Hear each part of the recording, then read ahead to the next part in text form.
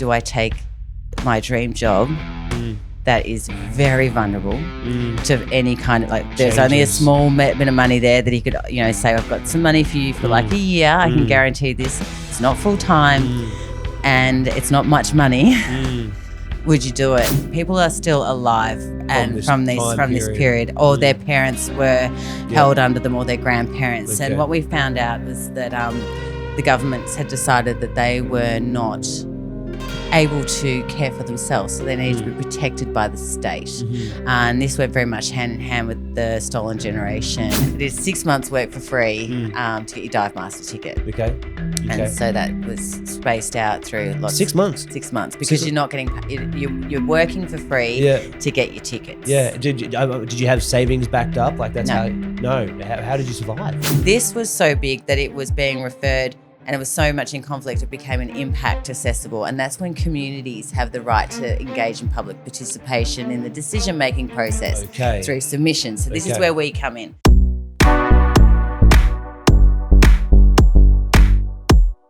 Welcome to Working with Wildlife, where I, your host, Jaden Lunt, speak to experts and enthusiasts in different fields of nature to find out how and why they do what they do. In today's episode, I'm speaking to Kuranda Ward this morning. She is a managing lawyer in the early legal department in the intervention team in the Environmental Defenders Office, the EDO, specializing in environmental law, where she also plays a part in the Threatened Species Department, working on cases such as the Kerr World Rainforest Resort case that was back in 2019, and a more recent one was in the Waratah and youth verdict in the Bimblebox situation going on there. We're going to be talking a little bit about what's going on, but Kuranda, welcome to the show. Thanks for coming on. Thank you for having me. Now, we're recording in Brisbane, but you're not from Brisbane. Where are you from? No, I live, work and play up in Gimoy, Wallabarri, Yindinji country of Cairns and North Queensland. Yes. So you've come down, presently you are down here for work? Yes. Twice a year, the Queensland government holds a ministerial environment roundtable, which brings conservationists, scientists, lawyers, and concerned ENGOs from around the state to talk to government, both the minister and departmental staff, about the issues that are important to our regional communities, and really look at ways to engage with government to help them make better decisions moving forward. Yeah, so there's a lot of different aspects of fingers and pies, I guess, that you play a lot of different roles. That's right. Part of the introduction was the Bimblebox kind of situation, that law case. That was a couple of years back, but you said that was a unique case. It was a beautiful experience to be a part of. The Environmental Defenders Office, we have a variety of different teams across Australia, but this particular team was running a case against a Clive Palmer coal mine, saying that it wasn't right for the country, for land, Queensland, or for the environment. And we were able to get cultural protocols into the land court when we were making these mining and environmental objections on behalf of our clients, that allowed the court to travel both to the Torres Strait and to Gimoy, Cairns, to hear evidence on country by our First Nations cultural experts.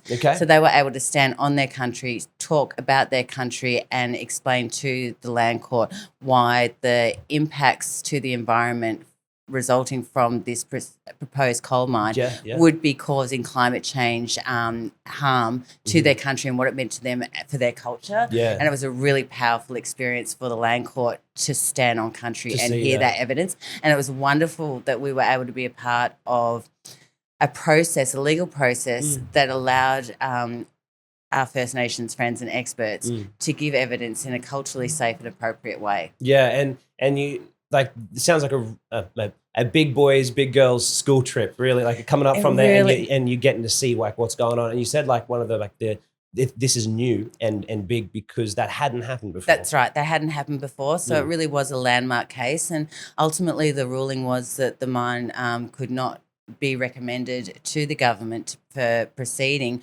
because it was going to impact on the cultural rights and human rights of our First Nations communities, and that the impacts of climate change could not be justified to allow that mine to proceed. And also for the nature refuge, Bimblebox, it was so well preserved and had so much investment in it that for Monetarily, 20 years, like- monetarily and also conservation. Like the values of that land as a nature refuge couldn't be justified. You couldn't recreate that somewhere else if they had allowed that mine to occur on that country. So it was a really beautiful experience to be a part of as a lawyer. And so you're a lawyer. How long have you been doing environmental law? Were you a different kind of lawyer before then? Like, I went to university to be an environmental lawyer.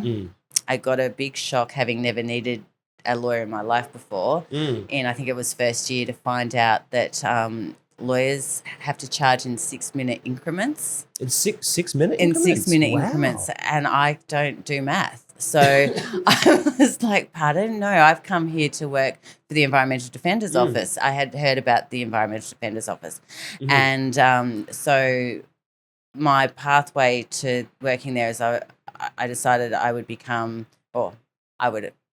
work to become the president of the Student Law Association. Okay. I had a small child. I had my daughter during university, and I wasn't getting opportunities. We'd moved to Cairns to do my law degree, and didn't know people. So by getting that seat at the table as the president of the Student Law Association, we automatically got a seat at the Environmental Defender's Office. Right. Because the law faculty, all the lecturers had actually started up the EDO in North Queensland when they had first become lawyers. So there was a heavy investment in connection. This is why I chose JCU in Cairns.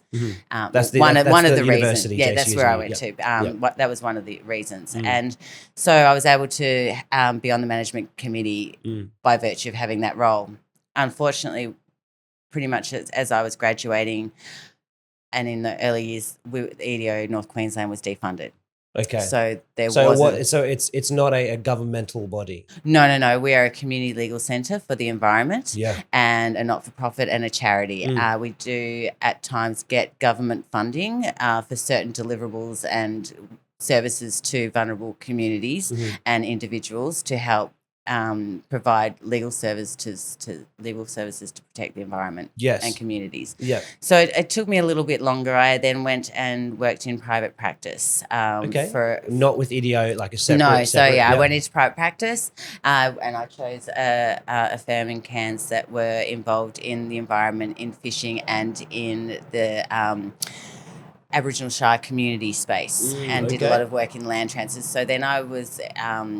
That's where I started to work in First Nations communities and understand what community life was like, what issues they were facing, and being able to work with those communities to advance them both from land tenure and also ways of better governing and making sure that they had a bit more empowerment from external organisations coming in and running businesses in communities, those types of things. Like if you want to come into the community, then you need to employ community staff, local laws. And this was all part of your private practice. Yeah, my private practice journey. And then I was working for various Aboriginal Shire councils through the Cape and working on their local laws, like animal management. Is local laws now, is that LORE or LAW? No, so that's Australian Western legal laws. Okay. So that's local laws from a local government area.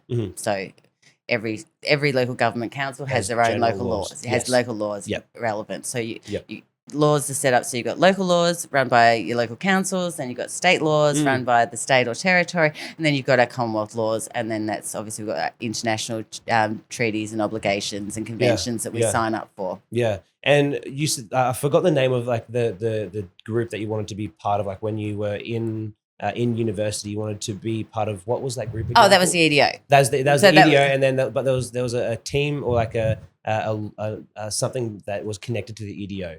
Before the management committee. So that's the management committee. Now, back in the day, there was 8 individual EDO offices around Australia, and because you're a not-for-profit and you set up as a charity, you have a management committee that oversees the governance of the actual day-to-day operations of that community legal centre. Okay, yeah, and then that's what made you want to do. You wanted to be part of that that team because you then wanted to go on through to the EDO? Yeah, I wanted to work as an environmental lawyer for the environment. Yeah. And so it's a funny story. When I found out that lawyers charge 6-minute increments and I was stunned, everyone was laughing at me saying, well, the frogs don't pay. And I was like, that is true. I did not think about this. Good point. Good point. What am I going to do about this? And that's when I was like, right. So EDO seems to be the only non-government community legal centre and it's here in Cairns. That's my mission. Yeah. Ironically, my first big case at EDO as their principal solicitor many years later, the Kerworld ecotourism development that was proposed up at Kuranda adjacent to the Wet Tropics World Heritage Area. We were actually successful on that from the Kuranda Tree Frog, the Myola plant. Yeah. So the frog. Yeah, the frog. The frog Kuranda, was.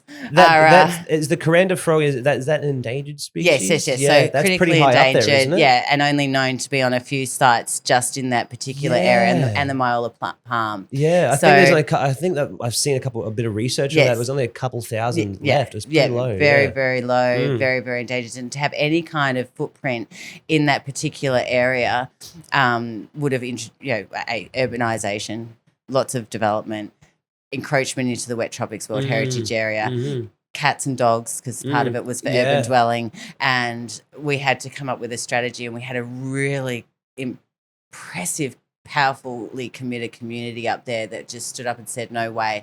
And so we were just looking at different legal interventions of what we could do to push back against this this large eco resort. Because again, it didn't even feel like it was going to be an eco resort. It seemed to be a staged out process where they were going to carve up the land, and the more money they made from a residential and accommodation and tourism and student accommodation, then they would build the eco. Then that's when the eco development would be funded and paid for. And I could just see all these open spaces. What we see in Cairns, we've got about 18 failed resorts along the coast of Queensland from cyclones, finances, etc. And they then get carved up and then created into more urban development. So golf courses and things like that. So what were originally designed to be habitat, corridors, wildlife spaces, green spaces, end up being carved up and made into urban. Yeah, and living. So how does that really work? I mean, you've kind of spoke, a little bit, but how does that work? Because there's certain laws and regulations that make land untouchable. Supposedly, even on a site I was working with recently, it was environmental EBWP or something like that. It was an environmental protection wall that supposedly meant that land wasn't able to be touched. However, that land is to be cleared in the next couple of years. Yeah. So is there like an invisible barrier law-wise that sits there and that is like the final stop that actually protects natural ecosystems? It's hard because all tenure is different, so there's 1,000,001 different answers for that. But I'll just break it down simply. A local planning scheme for a local government area will set out what you can do, what kind of uses each particular land and designated zoning can be used for.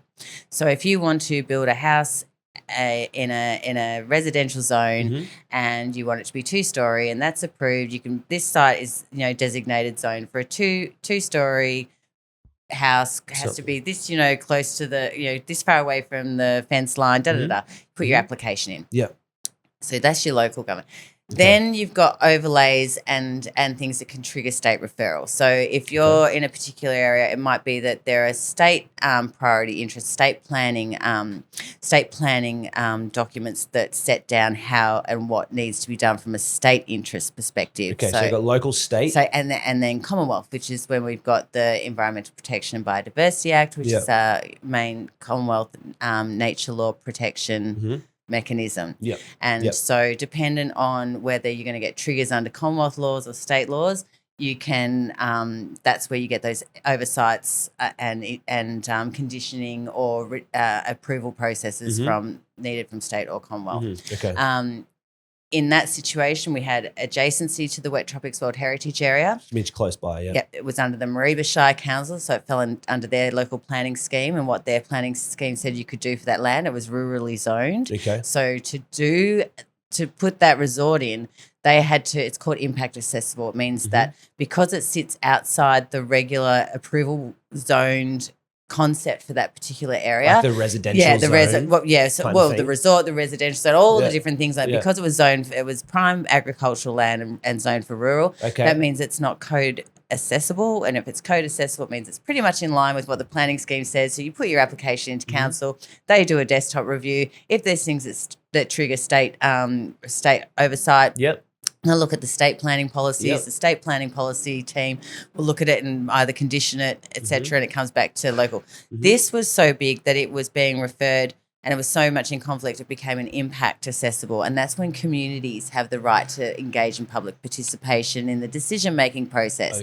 through submissions. So this is where we come in. Yeah, so it's like, right, this is something that we can work with the community. There is an opportunity to participate here. So how do we empower you to participate in a way that we can influence government's decision-making processes by making sure they are informed of what is actually happening on that country for that country. And it's really the people that live around those areas that are very nuanced and you know, particular knowledge for it. So it allows the government to then receive information from concerned and interested parties, whether for or against particular developments. That's right.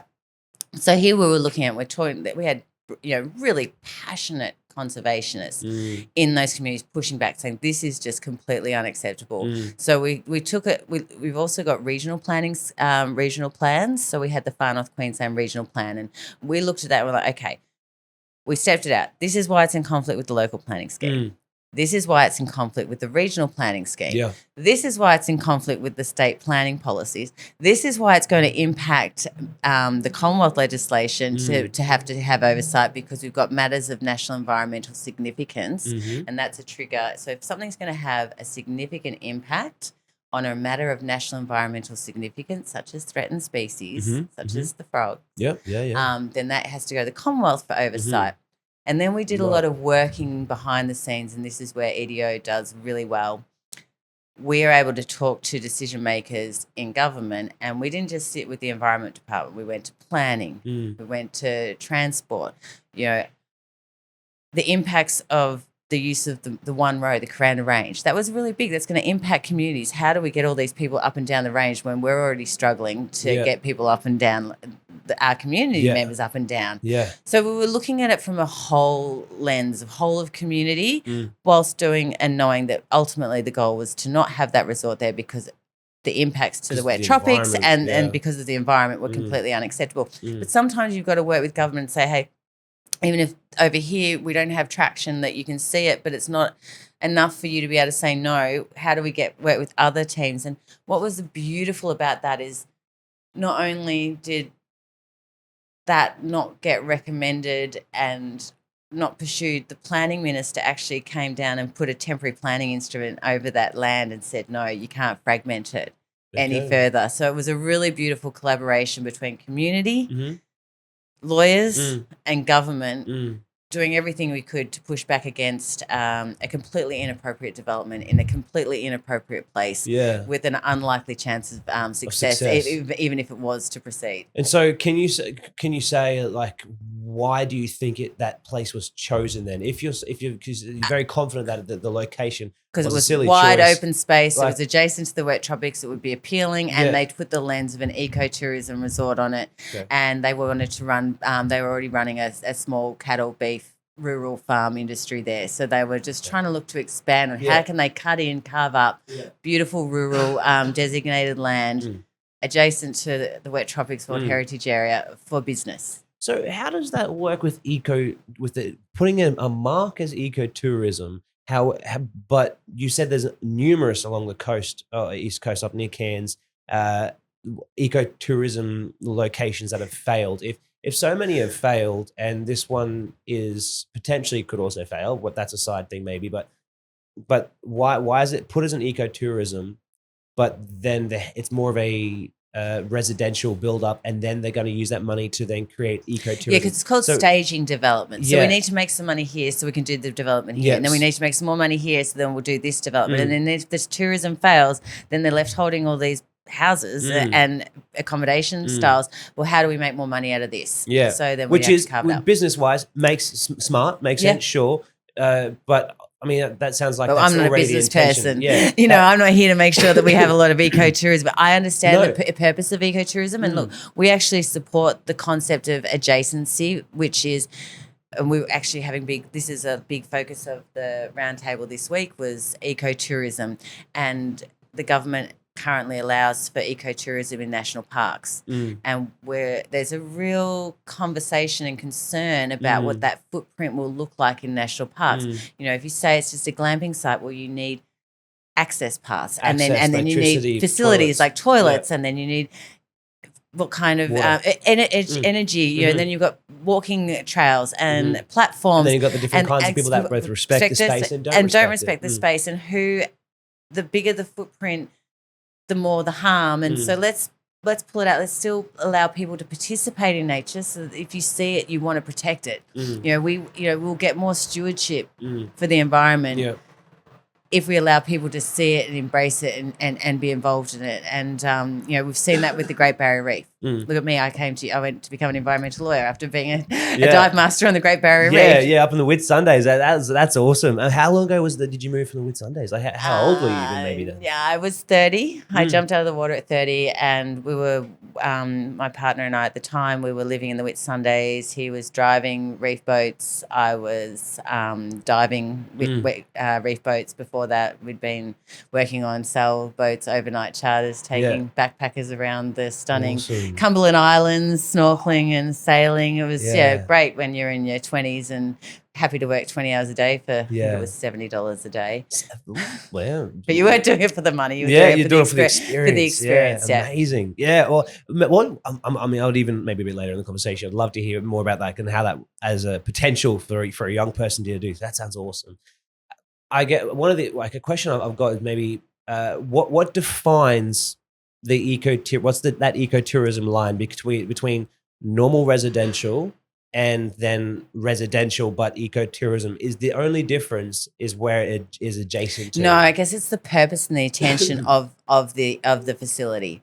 Is it genuine ecotourism? Are you there? What is it? And I think we're still developing that that conversation and that understanding with government. But I know that as a conservation movement and sector and advisors to government, that we, you know, very mindful of letting people in but not letting it do harm. And how does that look like? What does that look like? And how do we manage it as a team? And that is government, First Nations. You know, they should really, you know, we should be in partnership, that they should be on country as rangers, as QPWS, you know, rangers as well, being there to be able to protect and educate and conserve country too. So it's a really tenuous conversation we've had this week. And it's been a bit tense. It is tense. Yeah. The government is persistent in intentionally moving forward with this ecotourism. Yeah. Where very much, well, let's have it adjacency sitting outside, like these bigger developments. What do they look like? Have them outside in already hardened impact areas. Have land and sea rangers employed to be the educators and the people on ground to be talking to these visitors to the sites, and then allowing them to go into national parks. But what does that going into national parks look like? We need them available. Yeah. We need people to be able to enjoy them and experience them. Yeah. But there shouldn't be a monetary value put on a national park. The environment should be a value in and of itself, intrinsic value in and of itself. It doesn't need to justify itself. Our duty is to protect and conserve it. It doesn't need to make money to have a value. It needs to be appreciated and valued for the environment, just as it is. As it is. And do you think that's a very hard differentiation to make for people that, or maybe even for government? You said that they're pushing it forwards. Why do you think that nature and I guess the environment, why do you think there's an intrinsic value on that?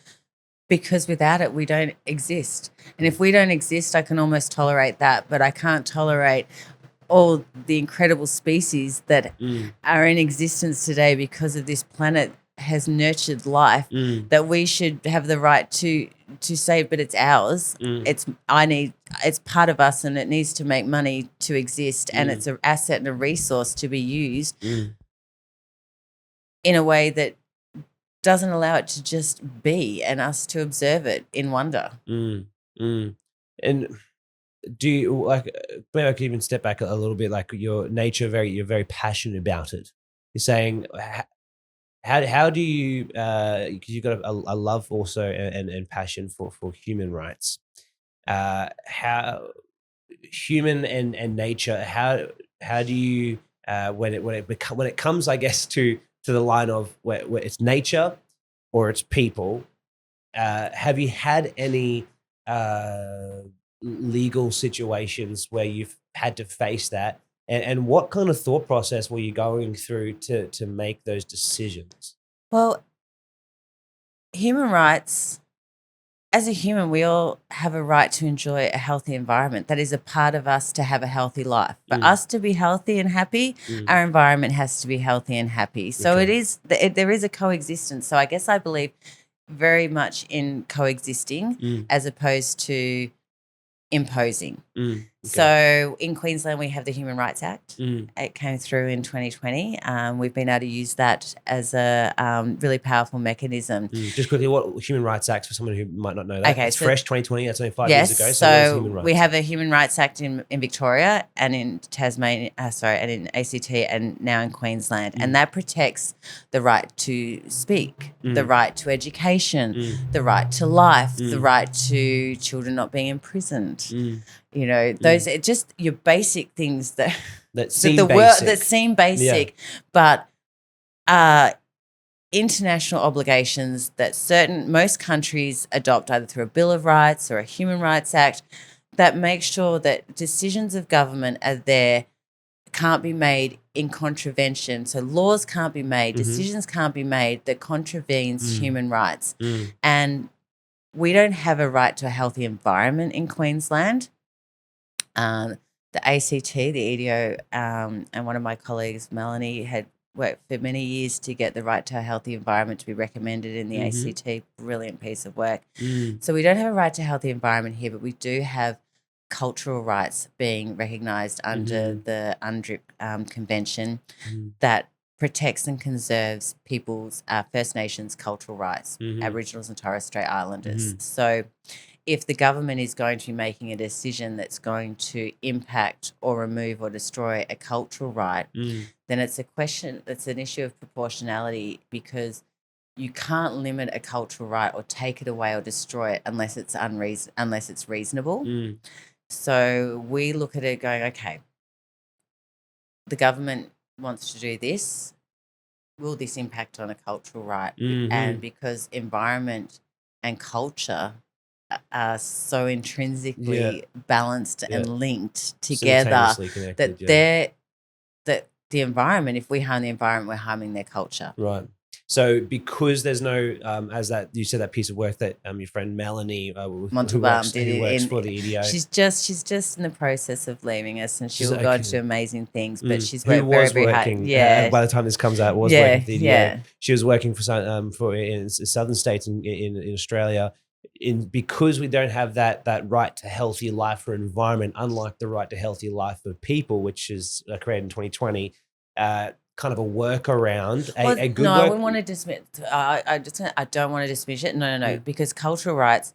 Yes. It's just that they align. Yes. Because while I don't have to say a right to healthy environment, because a right to a healthy culture intrinsically for our First Nations friends and colleagues and partners, it's so intrinsically connected that we can, if you're going to create an environmental harm, it's likely going to be a cultural harm. And so we can bring those two together. Hence why the case for the Waratah case was harming the nature refuge Bimblebox, but also harming cultural rights through climate change, and the impacts of climate change on the environment harms their culture. Okay, so instead of it being, it's not necessarily I guess when I say a workaround, it's a better way of saying it is that we should have a right to a healthy environment. Yes. Absolutely. Yes. And so it's a good way to, instead of saying you have a right to healthy environment, you're able to then connect it to those two. Yeah. We do need the Human Rights Act to be amended in Queensland to include environment in and of its own right, because all of us deserve the right to a healthy environment. But at the moment, while we don't have that, we've had the fortune and the privilege of being able to work in the cultural rights space. Yeah, and so and there's a lot, I guess, that goes into that in regards to law. Now, you said, did you say you started when you were 19? You did join the JCU? No, I was 30. You were 30 when you started. Okay, I know. Now you're making me put my age on there. It wouldn't a know long it. time ago. Yeah, okay, a long time. No, it wasn't that long ago. So you're 30 when you started. That's right. Did you always want to do law, or no? Was this a later in life decision? I was always believing in injustice, and I said I'd never been a lawyer. I'd never needed a lawyer, so hence the 6 seconds was so surprising. Yeah. But I just knew that I always knew that lawyers seem to have that ability to help people have a better life. To fight for better outcomes. So I wasn't ready to. I didn't know what you were walking into. Almost. Yeah. No, when I left school, I wasn't ready to be a grown up, and I wasn't ready to commit to things. So I was born overseas, and my mum had always told me that my best birthday present was my British passport. So, and she'd left Australia when she was 22 on a one-way ticket to Italy. And so I did the same, but at 22 I went on a one-way ticket to Greece. Wow. And ended up spending 5-6 years travelling around Europe. But because I had a British passport, I was able to work in the UK and have a base. And I came home for a holiday. I was kind of in that space, like 26, 27, thinking, well, what am I going to do? Got an offer of this job with ridiculous money, IT. I don't know, it's stupid. I laugh at it now. I would have lasted. You're great at IT? No, I would have lasted 2 seconds. Anyway, I came home to Melbourne, and my dad was living in the Whitsundays, and I hadn't seen him for a while, and I'm like, I've never heard of the place. He's like, get on a plane to Proserpine, go over 2 hills, you'll fall in love. Yeah. And I went over 2 hills, fell in love. Yeah. He was living on a boat, so I jumped on the boat with him. By virtue of that, hanging out at the yacht club, met the boat crew, knew the staff from the local charter groups, got employed as a hostie, decky, started working on the overnight charters, getting up my tickets. I'd snorkeled around the world, Egypt, Daha, Koh Tao, place like that. I was loving snorkeling. Yeah. And then got taken for a dive once. Just one of the dive groups, they used to come out and meet the boats, meet the little yachts. We'd throw the guests in, they do their dives, we'd take them back. And he took me down, and I just came out, and I was just like, okay, that's now what I'm doing. Yeah. What are you doing? Underwater diving. I'm going to be a diver. Like, that's it. That's it. Like, I'm done. That's me. And so I did a 6-month. No one had any money. I did 6 months work for free to get your dive master ticket. Okay.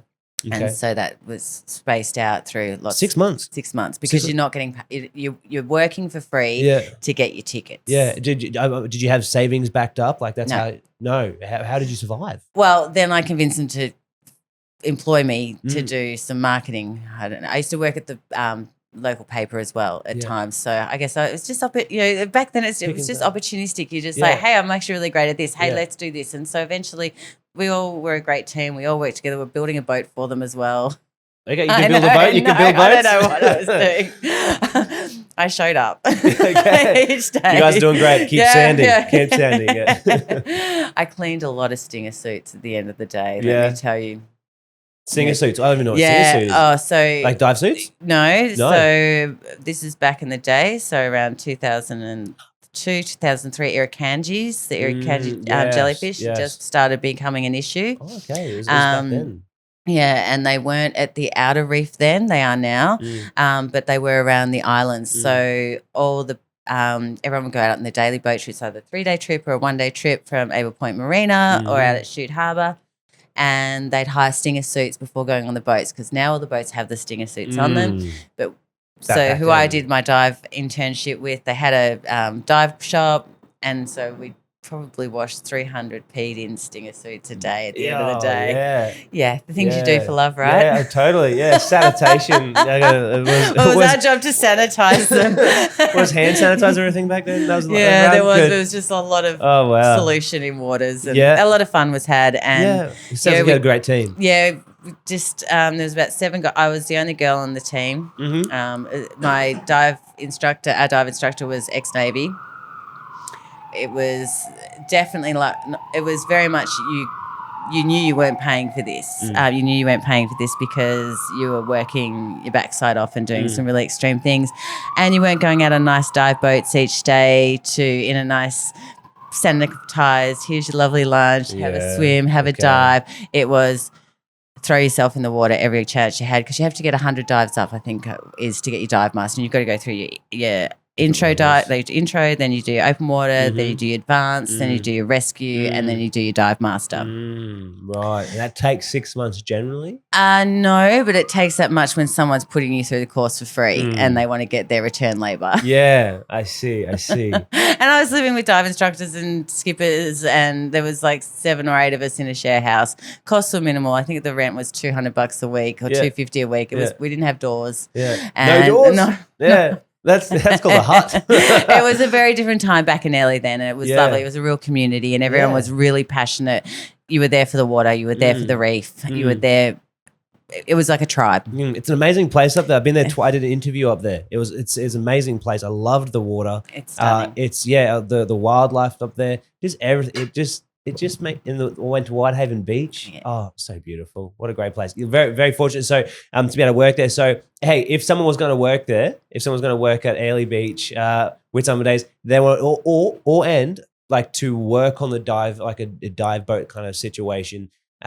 Like what might they do? Like with your experience, like what might they do? Okay, so if you look, there's many pathways. You do need tickets now. It's much better regulated, which is great. But you need certain tickets to be able to work on boats. Yeah. And so a great way, like I'd like my son to get a couple of tickets up while he's only 15, and then I tried for my daughter as well. She wasn't that interested, but I'd like him to get his different boat tickets. Like I want him to know how to be safe at sea. Go and work on the weekends on school holidays. Get a job as like a trainee, decky, trainee, hosty. Just get on the boats. Do you like it? Yeah. Meet the crew, and the tickets will come because you'll spend more time. If you have to love it. It's hard work. It's long days. It's physical. Okay. It's higher risk jobs. People tend to walk on boats and leave their brains behind. They're nervous on the reef. You've got to remember every single day someone's on that boat because it's a bucket list. They have plans saved.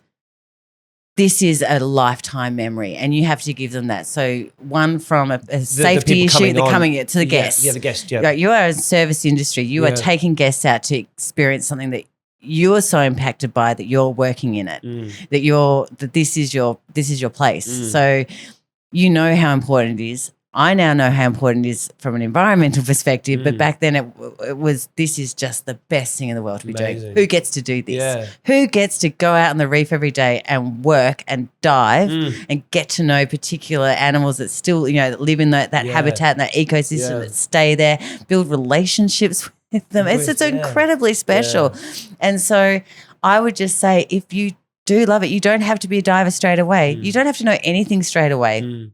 Just go and work on the boat. Get a job, get an opportunity, get mentored. Yeah. The harder you work, the opportunities will come. And then you can work. You could be an engineer, you can be a skipper, you can be an underwater photographer, you can be a hostie, you can be a nurse and work on the boats. There's we've got cultural staff now that they give that cultural experience, so that you understand sea country. They talk about they talk about their mob, their stories, their culture. They explain the importance of it to it. So again, it's that bringing people in to experience something, to understand why you need to protect and conserve it.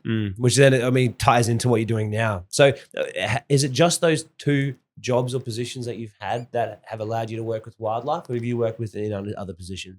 No, it's all my practical work was in the ocean. It was all underwater. And so, but that was like past 27, I think you said. Yeah, so at 30, I decided we were starting to see that there was impacts to the reef and starting to get really concerned. And the conversations were getting louder, and I could really see that things needed to be done. And I have to be a part of that. Yeah. And the way to do that is through the law. And so I'm going to go to university to become a lawyer to go and save the environment. Yeah. And we chose Cairns because we were working on boats, so we knew that the father of my kids, he'd be able to get a job driving the boats. I was a dive master. I'd be able to work on the boats doing that through the day, study and have a great life saving animals.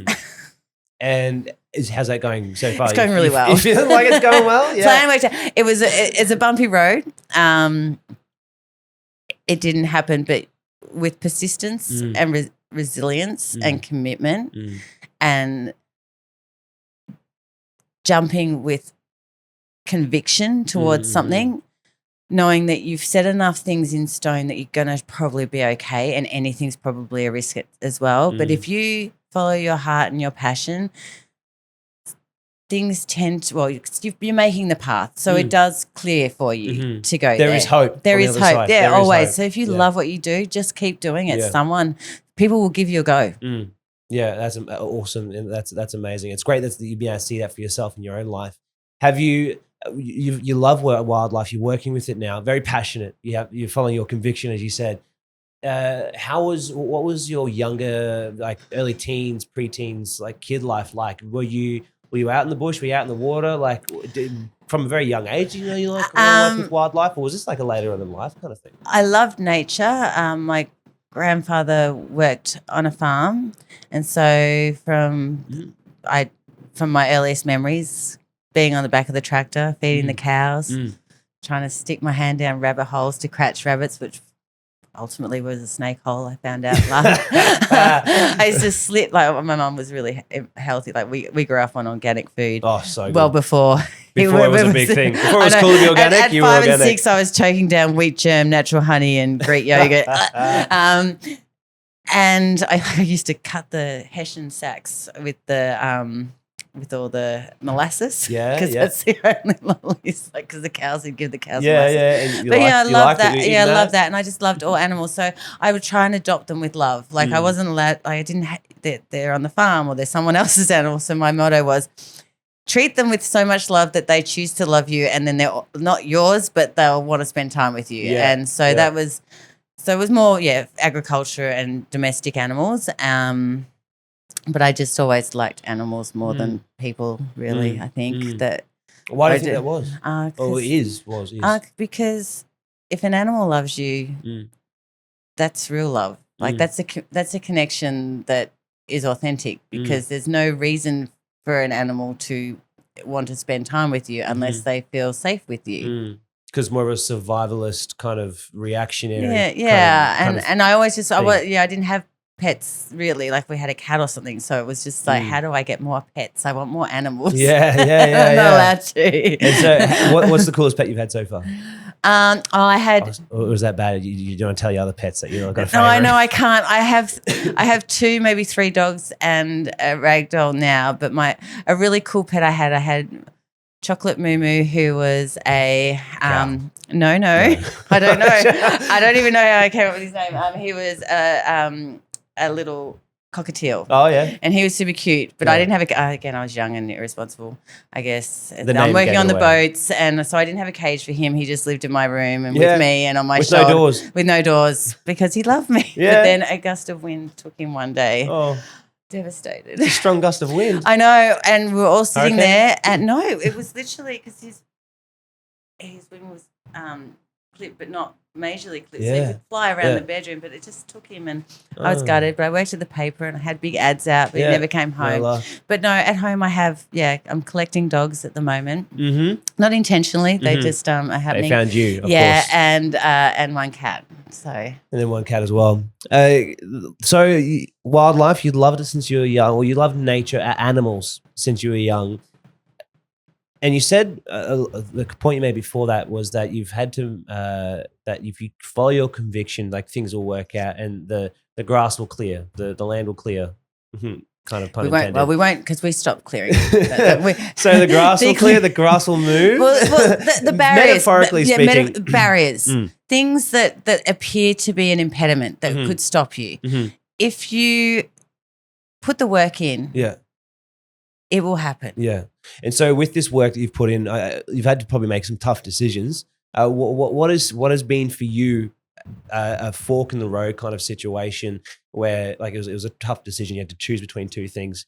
Even now, you can look back and you like say that was tough, but I'm really glad I made that decision.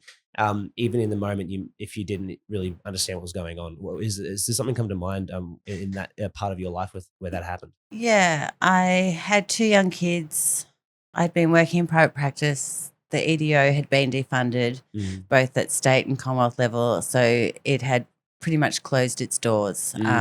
It didn't have a staff. It had a management committee keeping its compliance on track so that it retained its community legal centre accreditation, but didn't have any money to have staff or be able to do any legal work.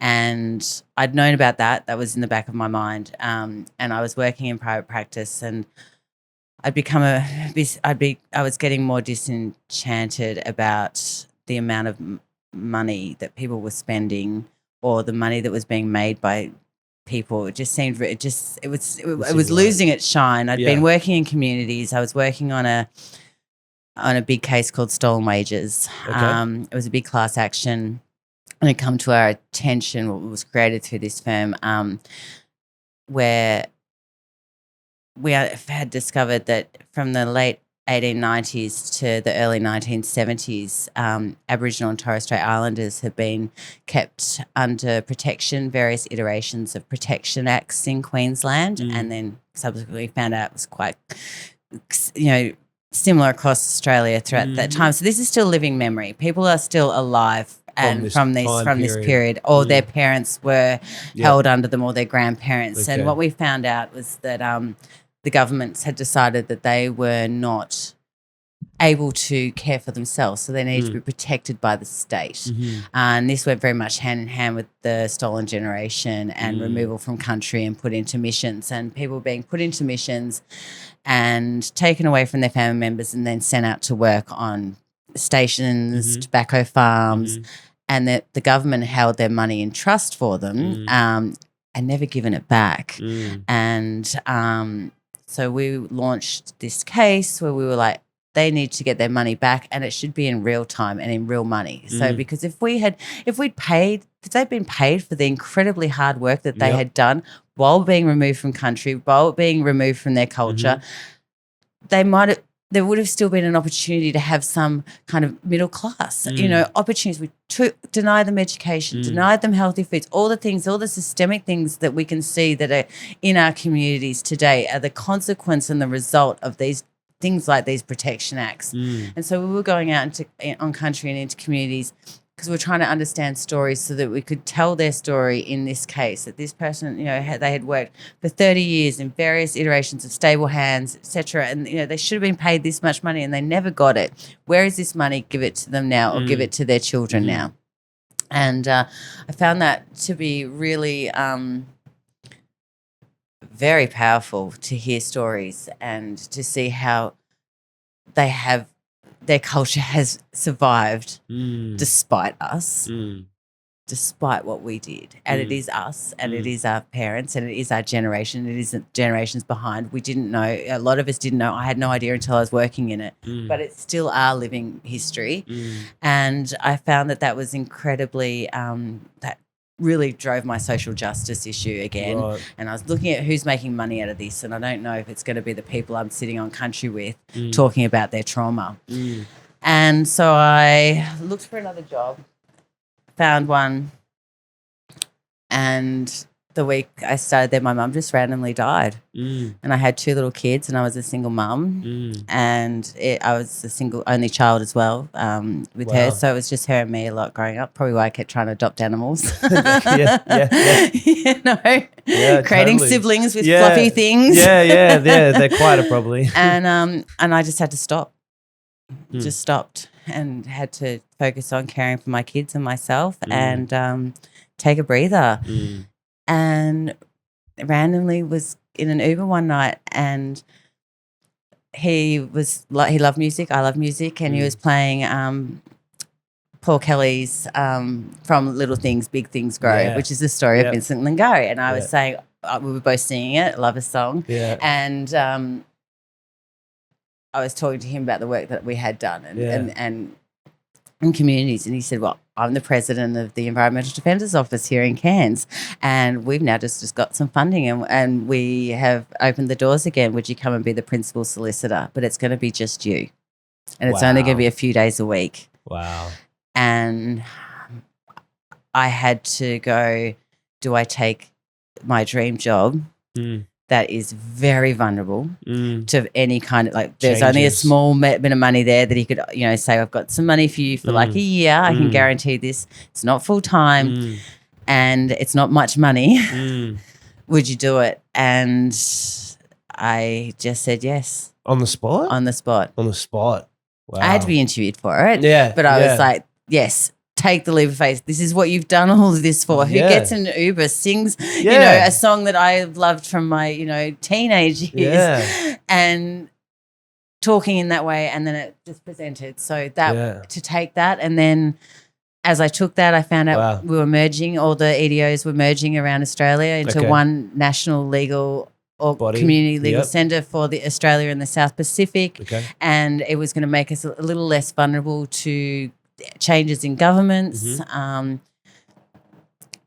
such as the Queensland LNP has decided to defund the EDO in state government. This is just being announced at the moment. By the time this airs, it will be in media, so I can say it. So that's a really disappointing outcome for communities and Queenslanders to be denied that opportunity for engagement in legal aid. We are the only frontline service for the environment in the community legal space here in Queensland, and pretty much in Australia. I was going to say, so in Queensland, is there different groups in different states? No, so this is, there's Environmental Justice Australia that's in Victoria, but we don't try and, there's so much work out there to be done. We don't need to step on each other's toes. So we try and fill different spaces. And so, it's really disappointing to find that the decision of this government has been to say no, Queenslanders shouldn't be able to access community legal centre support, education and empowerment through the EDO. Through with government support. But that's why we merged, so we weren't so vulnerable to these. So then you've got because you're always going to have those ebbs and flows and the different governments. But I say, hey, how powerful is EDO if the government, which really it's only a few of us lawyers here in Queensland, if we're so scary they don't want to fund us because we obviously have a really big impact. Okay, so you believe that the reason that there's been a lack of funding is because of the impact that you guys are having. Wow. Okay, well that's great. You can have that. You've got the confidence that you guys are having a massive impact. That's pretty exciting, I would think, for yourself to be a part of something. And to be a part of something. You made the decision back late 20s when you're 30 to make a career jump. I would say it's a career jump. And then to be part of a massive impact. To actually commit to having a career, like to be a grown-up, to go and do the work, to go to uni, to sacrifice those years of, obviously money's never really been a big thing driver for me, but you still need it to live, and to make that move, to go to Cairns, to commit, to sit down and just not waver. You waver a little bit, you make choices. We don't know in past where they're finally going to take us, but that leap of faith that night of just like, this is the universe putting me in this one spot right now to have this conversation, to have this open up, to know it's available, and to just back myself and believe that I did all this for this. You can't say no matter how risky it is. Can I ask, though, like that moment was so pinnacle for you? Looking back to the years earlier, you said that it took a while for you to grow up. Is there much regret for in how you had lived up until that point? God, no. I traveled the world. I got to travel the world. I got to meet people from everywhere. Got to see different countries, cultures. I did a lot of it on my own with not much money in the bank and dual citizen, 2 passports. That also taught me that I can back myself and I am resilient and I can cope with complicated situations and I can be frightened, But fear is often a healthy serving of respect. And so if you're respectful, recognize your fear and still know how to create a path or find a way to create a path through it, then, you can kind of do anything. Yeah. Yeah, that's pretty exciting. And so looking forwards, where do you see yourself kind of going forwards with all this passion and experience that you've had, like end goal, maybe kind of conversation or a question, like what are you looking forward to in your future? Well, I'm looking forward to going to Morocco next year. Yes. Yes. That's gonna be awesome. The Crocodile Specialist Group through the ICN has which work is paying for. Yeah, that's really cool. We'll pay for most, some of it. Yeah. Some of it, okay. Yeah, it's a work trip. Let's just call it that. It's a work trip. So Amanda French and I, so Amanda, who created CROC, the community representation of crocodiles team, we have built a beautiful friendship and a professional bond, and have created some really great magic in the conservation and environmental protection space for crocodiles. And I can really see how this work can be expanded in many ways for all wildlife and for our First Nations communities and their culture. So the dream would be to be able to put in an abstract and actually present to this conference on the work that we've been doing the last few years in the crocodile space. Cool. And are you going to be doing like any tourism kind of stuff? I'll probably go to Spain and Portugal and catch up with my dad. I think they're going to fly over, I would love to see the Sahara, and I'd like, there is so many. At the moment, the planning is on what we can do to make change, because I think the story, and if I could talk a little bit about the story here, I think that it's starting with nothing and creating something just because you have passionate, committed, convicted people. So it's not like, no, we can't do it. It's how do we do it? These are the ways we can't do it. Yeah. Everyone's told us, right? Yeah. So where's the space? What can we create in this space to create opportunities to protect and conserve? So we'd love to be able to tell that story to inspire and give pathways and opportunities for other countries and communities for them to look at mechanisms and policy and law reform in their space to protect and conserve their environment, their wildlife, and their crocodiles. Yeah, yeah. And so, at a very foundational level, can I ask, what are you most driven by? Equity and justice. Everybody deserves equity and justice. Some of us have it easier. Some of us have it harder. Some of us have been, had to work. But some communities, some cultures, and some people have had absolute abuse and unjust denial of their right to live. And so has nature.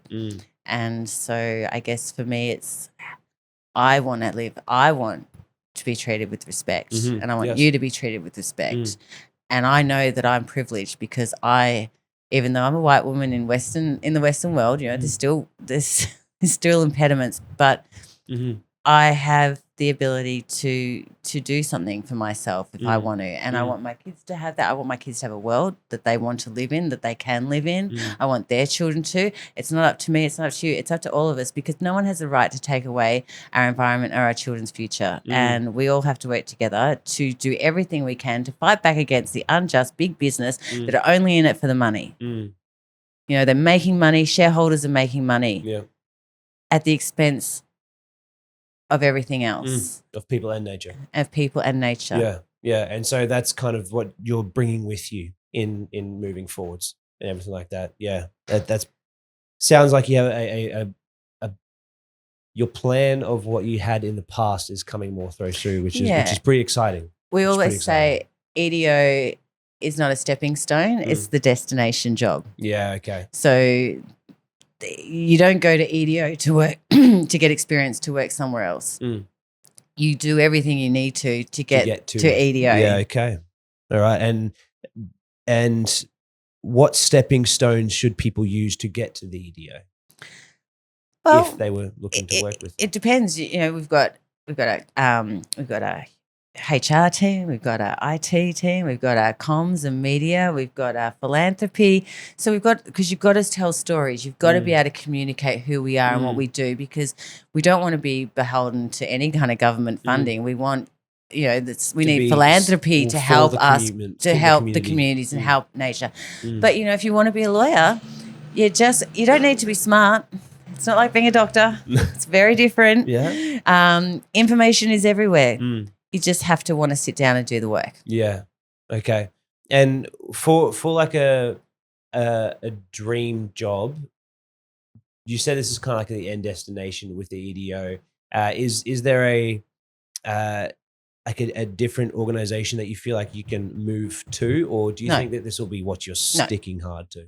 At this time, right? With what's available. If there was a different type of EDO, maybe. But no. Why would I go? There isn't anywhere else to go to. That's the other thing I really want people, and I want your viewers to understand. The Environmental Defenders Office is across Australia and the Pacific. We are here to help people and communities advance environmental laws and protections so we have a world where nature thrives. So we have a national intake team. It's like a triage process. It's like the first responder for nature. If anyone needs any kind of advice or information on how they can participate in the legal framework, planning laws, environmental laws, cultural rights, please contact us. We have an email, we have a phone number, we have a triage team, we have teams across Australia. We're specialised in different areas. I'm the specialist for outreach and community legal education. We have litigation teams, we have jurisdictional teams. We need people to call us because our job is to help you help advance nature. So awesome. And those details of the EDO are going to be in the description of this episode. So if you do want to reach out, like there's going to be a way. I think as we kind of land this conversation on that, are you ready to play a quick round of overrated? You haven't underrated? asked me about my favorite animal experience. Would you? Oh my gosh, you're right. There was actually two questions I wanted to ask actually, and I completely fell one. One of them is, who do you look up to as a driver and as kind of like a mentor, whether that be personally connected to you or someone that you read of and their work. And your most favorite wildlife interaction? Okay. Yes. Who do I look up to? I look up to the women in this space that have pushed through against misogyny and men in power decision modes, and we have just kept coming forward, and we are now considered experts in this space. I look up to our communities, our First Nations communities, who are sitting on country, fighting for their rights. They haven't given up. They know their connection and their purpose and their custodianship of country and nature is so important that they will not be diverted from it. I look up to people that will step in and say that's wrong and I'm going to do something about it. And if I don't know what I'm going to do about it, I'm going to find a way to do it, and I'll find someone to talk about it with, and then I might know what to do about it. So really anyone who has said I'm going to do something better. Yeah. Awesome. Okay, so that's you're looking forward to. Hey, actually, maybe even another one with that. Like you're looking at someone who's like you're looking up to or looking peer to peer up to. For someone coming up behind you, what do you say to them? I say, find your tribe, find your people, find your purpose. One of my big parts in my job now as the managing lawyer for the early legal intervention team is developing junior lawyers, mentoring them, bringing them in, encouraging them, developing them, supporting them, cheering them on. It's not easy, and I know what it's like to be mentored poorly or unmentored. It's about believing in people and seeing them as uniquely different. Not everyone needs something slightly different from you at slightly different times, and it's making sure you feel that people feel safe around you. They can trust you and come and ask you and talk to you, and we might not have the answer now, but we'll find a way. Yeah, finding a way. Looking for the opportunity of how instead of I can't do it. Yeah, awesome. And then what favorite wildlife experience? I don't know if I'd call it a favorite, but it's the one I pull out at parties. Okay, the party wildlife experience. So lay it on me. As I was telling you before, when I was doing the diving, I got a job diving on the Great Barrier Reef out at Hardy Reef World outside the Whitsundays, about 3 hours offshore. And as much as I do these things, like I went and got my coxswain, I don't think they gave it to me in the end because I parked this 50-foot boat screaming. Actually, technically parked it, but I screamed the whole way. Okay, a coxswain. I don't even know what that is. What's that's your first commercial driving ticket for a yacht. So like a 12 meter, I think it is, and you can take passengers out on it. And then they're like, you're responsible for them, keeping them alive and not driving into anything. Yeah, and you're just the whole time. Yeah. So then I was like, no, I'm doing the diving thing for sure. Yeah. Like that's it completely. And then I got my dive master and I was doing underwater videography. And that means when you're filming people, when you breathe in or out, you're expanding, decreasing your lungs, so you go up and down. So I had to really practice on how to breathe in a way that the camera wouldn't go up and down when I was filming. So there was an area. How do you do that? No, not like that. Very small, very gentle, consistent, controlled breath. If it's fast, we don't want to hyperventilate. We don't want to shallow. Saying it kind of the same level. No, don't listen to him. We don't want to shallow water blackout, anything like that. No, calm, stay calm. Listen to your dive instructor. Yes. And I was practicing my breathing under a reef shelf and with a bommy because it had just enough space for me and my tank and the camera to be able to practice this breathing. Yeah. And I felt something tickle the side of my face, and I've turned around. And there is this giant moray eel with its mouth open, basically kissing my face. Yeah. And the terror and the shock and the horror, I can still shake. It's coming now. And I've had to get myself out from this ledge. And I did not look back. I lost a fin. I refused to drop the camera. I've launched out of the water at the dive crew, thrown the camera, thrown myself, bawling, crying, screaming, laughing, everything, every emotion. Oh, wow. And all they could say is, why didn't you film it? Oh. Why didn't you? Because it was the most visceral experience. It was so close, so unexpected. So many teeth. And the mouth was just there. It's just a surprise. Yeah, so I got kissed by a moray eel. Oh, how nice. Yeah, wow. That's and moray eels, are they an aggressive species? Yes. They're protected species, marine and protected but and aggressive. No, they're aggressive. They can be aggressive, yeah. Obviously, through very gentle breathing, I think he was just interested in the shiny camera, and that's why he's come out. Yeah. And I wasn't until I terrified did the swim away. And as you come out as well, I mean, I'm assuming because it's a reef shelf, like that sharp part, so you've got to be careful not to. I don't even remember that. Yeah, I don't. All I remember is don't drop camera, leave fin, and just survive. Yeah, yes, and you did, and I did. Yeah, well, that's great. Oh. Everyone said I was never in any risk of dying. Well, I tell you, you go kiss a moray eel unexpectedly, and they. Yeah, brilliant. Okay, well that's your most memorable story. I did sit in a giant clam once. Oh, really? You sat in a giant? As I said, I do these things. I'm just not very good at them, like the practical. So I'm much better on land as a lawyer fighting for the environment than in the environment. Water. Yeah. I was trying to learn again how to film the snorkel groups. Mm-hmm. And so the snorkel marine biologists would swim out and they'd be taking people on a tour and they'd hold on to a life ring and they would be pointing out and educating them all about all the different species that they're seeing. Really interactive and immersive, and they'd swim down. And so, again, I was learning to lie on my back to film above me. And my dive instructor, who was the marine biologist, who was also one of my flatmates, was pointing going, stop. And I'm like, oh, what'd she do? I've gone and sat in a giant clam and it's closed on me. It's closed on you? I did obviously get out. Obviously, but it was very embarrassing, and it's continually brought up to remind me of how uncoordinated I am. That's it. So you sat in a. How did you get clamped down? Well, you did a lot of wiggling. Yeah. Wow. How big was it? Was it big giant clam. Really? I've never seen one. I forgot they existed. They're magic. Even. I actually did my son and I did his first dive on the reef a week and a half ago. Oh, wow. Out of Cairns. And, while the reef is under increasing dire catastrophic stress and we have to, and it is up to lawyers and conservationists alike to protect and conserve and do everything we can. It isn't like there were still pockets of beauty and pockets of colour and pockets of diversity of species in that ecosystem, and there's still some giant clams out there. Yeah, amazing. Well, that's pretty cool. Forgot about them, but I'm reminded, and I can't believe you sat in one. That's the best story ever.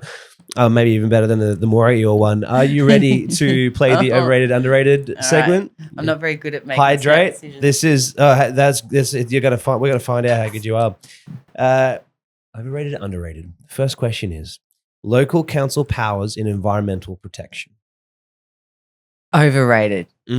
Why is that overrated? Because they have different purposes, outputs and intention, and it is in local government areas we really need to be focusing on managing proper planning and development and retaining canopies, trees, open spaces, habitats, wildlife corridors, and I don't think they're not turning their mind to that the way that they should be for our future generations. Yeah. Okay. Number 2, petitions. Overrated, underrated. Petitions. Everyone should have a right to participate. So what is that? I don't know. Underrated. Underrated. Do it. Stand up. I answered for you. Sorry. But I know what you were saying. Overrated, underrated. Early legal intervention as a career Underrated. path. I don't think people know how powerful it is. I might share like this. You and I talking today. We don't know how many people are going to get helped and going to help the environment and advance nature's causes because we've talked. People. Unless you're in this space or have had a need, you might never have even known that EDO exists. Yeah. So hopefully from this, we get more reach. People will hear more. People will call in. We'll give advice. That goes back to empower communities, and that gets people standing up for nature. So underrated. Cool. Number 4, overrated, underrated. The system works if you know how to work it. That is a phrase. What do you think? Underrated. Exactly that. Yeah. If you know where your pinch points are, that's why early legal intervention, that's why community participation, that's why giving people a voice is so important because everyone speaking or talking allows us to learn more and find out where those pinch points are. Yeah. Awesome. Okay. 5th and final one. Overrated, underrated. Wildlife warrior action figures. Underrated. I'm constantly trying to get ChatGPT to make me into one. Yeah. Do you reckon those you're going to get one? You're going to get one printed out? Yeah. The problem is because I've put too many things in and I didn't pay for it, so I just kept forgetting it. I had like this really cool one with the crocodile. You've been spending like time just like creating the images because it's like part lawyer, part like wildlife warrior. I'm a wildlife warrior by adjacency. I'm not actually on the ground saving them and keeping them alive. Yeah. Like you said, you're doing great out on land, but not in the environment. Anything that gets people passionate, excited, kids invested, bring it on. It's a win. And I'm sorry I didn't do your underrated, overrated one answer questions. I am a lawyer. I do talk. And that's okay. And I think that's a great way to end it because then you expanded upon it and then people aren't guessing like, what does she actually mean? Yeah. Why is it underrated? I don't know, or overrated. But look, that's the conversation. Thank you so much for having us speak. It's been so awesome hearing from you, like your story and like your passions. Any kind of details that you want to put out in the details in the description of the episode, we'll put that in the description. Is there any last comment you want to make? Anywhere people can reach out to you personally, or like where they should go for connection points on the EDO or anything like that? As I said, we've got that triage line. My name is Kirstiana. There's only one Kirstiana at the EDO, probably even in Australia. I think there's only a few of us. I still have my first name as my Hotmail account. That's because I'm old and unique. Hotmail, yes. But no, please reach out to EDO. Reach out to me. I am in Gimoy in Cairns, but we are around Australia, and thank you I just love the fact that people are talking because the more we talk, the more we learn. Amazing. Thanks for coming on. Thank you. Thank you for watching or listening to today's episode. I hope you enjoyed it. If you'd like to find more information on today's guest or more information on the podcast, you can find those details in the description below. Otherwise, I hope and look forward to seeing you in the next one.